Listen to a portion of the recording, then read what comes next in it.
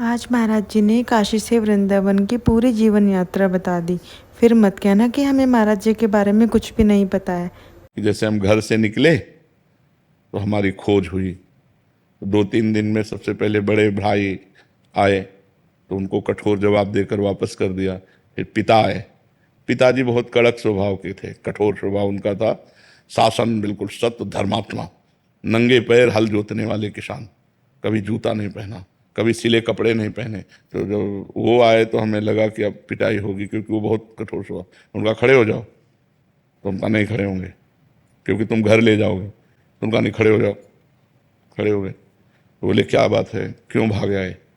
तो हम कहा हम भगवान का भजन करके भगवान को प्राप्त करना चाहते हैं। उनका ऐसे भगवान की प्राप्ति होती है, मारे मारे घूमने से भगवान की प्राप्ति होती है। भगवान की प्राप्ति तो साधना से होती है, और वो गृहस्थी में भी हो सकती है। हम लोग भजन नहीं कर रहे क्या? तो हम कहा हमें ऐसा भजन नहीं करना, हमें विरक्त होकर भजन करना है। तो उनका सच्ची बात। तो हम रो पड़े। एक तो भय उनका, और दूसरा कि हमें घर न ले जाएं। कि हम दुख या किसी समस्या से थोड़ी निकले। 13 वर्ष के बालक को क्या दुख, 9th क्लास में पढ़ रहे थे। तो पिताजी ने ऐसे गले लगाया, राम राम राम। वो स्वयं भक्त थे।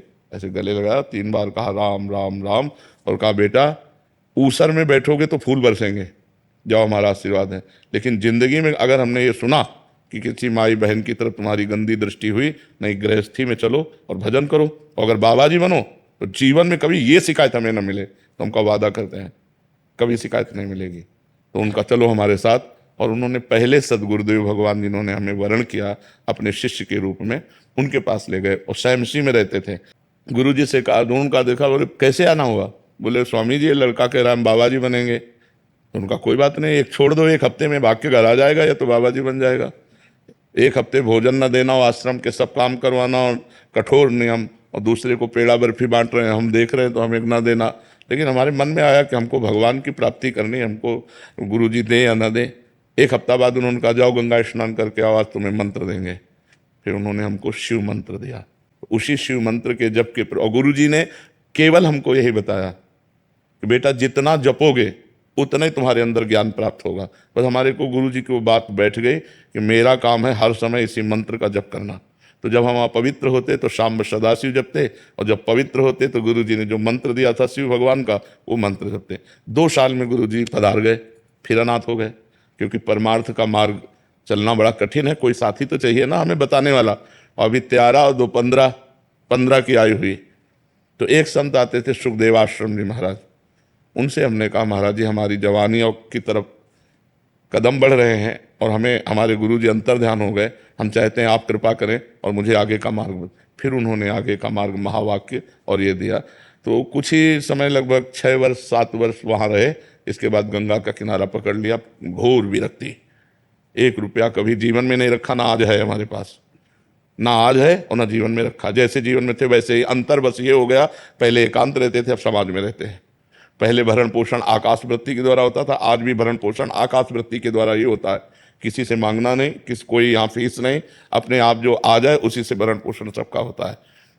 भगवान की कृपा से जब काशी पहुंचे तब लगा जीवन का यही स्थान है, आजीवन काशी वास करो। घाटों में वास करते थे, किसी आश्रम में नहीं। ऐसे करने का स्वभाव नहीं था। तो जो हमारे सामने आ जाता, इसलिए कई कई दिन भूखे रहने पड़ते। वो सब कष्ट सहते हुए फिर काशी में ही हमको भगवान की प्रेरणा हुई। रास कैसा होगा वृंदावन, और वहीं से विधान बना। इतने में 20 वर्ष कम से कम व्यतीत हो गए होंगे, जितनी बात बता गए सारांश में बता। फिर वृंदावन आगमन हुआ, वृंदावनेश्वरी ने कृपा की और ये उपासना दे दी। तो इसमें मूलतः भगवान की ही सब रचना है। हम कहीं कोई खोज नहीं की, हम कहीं कोई चाह नहीं की, आगे से आगे क्या करना है क्या करना, वो सब करते चले गए। राधा रानी के दर्शन की इच्छा ही नहीं थी, काशी में नहीं थी। जो आनंद मिला वो पूर्णता का था। हमारे पास हम बैठे थे, आज भी पीपल का पेड़ तुलसी घाट में, तो शांत बैठे थे। तो एक संत आए, उन्होंने कहा चलो रास देखने। भाई जी हनुमान प्रसाद पोद्दार जी का अंध विश्वविद्यालय है, उसमें रास। उनका नहीं, हमें जरूरत नहीं। उनका चलो ना, पास हो रही देख लो चलो। हम कहा हमें नहीं जरूरत है तो आप हमें डिस्टर्ब क्यों कर रहे हैं? तो उनका एक बार चलो ना। तो ऐसा लगा कि ये संत हट कर रहे हैं तो चल देना चाहिए अंदर से भगवान। ऐसे ही मतलब कोई हमारी रति नहीं, कोई श्रद्धा नहीं, क्योंकि संन्यास मार्ग के पति जी गए तो दिन में चैतन्य लीला और रात्रि में रास लीला। एक दो दिन देखा तो बस ऐसा लगने लगा कि हमारी मांग यही है, अब हम जी नहीं पाएंगे। तब हुआ कि चलो वृंदावन, रास देखने के लोभ से कि वृंदावन में रास होता रहता है, अब हम रास के बिना जी नहीं सकते, तो हमको ऐसे वृंदावन ला। हमें ये नहीं था कि मुझे राधा रानी के दर्शन करने हैं या मुझे राधा रानी की उपासना करनी है, ऐसा बिल्कुल नहीं था। हमारा तो बस भगवान शिव में अनन्यता थी और वही प्रियाजू के मिलन की चाह तो वृंदावन ने प्रकट की, प्रियाजू के लालजू की लीला की चाह तो वृंदावन ने प्रकट की। ये मेरी चाह नहीं थी, ये तो वृंदावन की चाह थी। वृंदावन की चाह विश्वनाथ जी ने प्रकट की, चलो वृंदावन। वृंदावन आए। अब वृंदावन का जब रंग चढ़ा तब ये बात आई, उसमें ऐसा नहीं होता। अच्छा है मर्जी आ गए आप, नहीं तो हम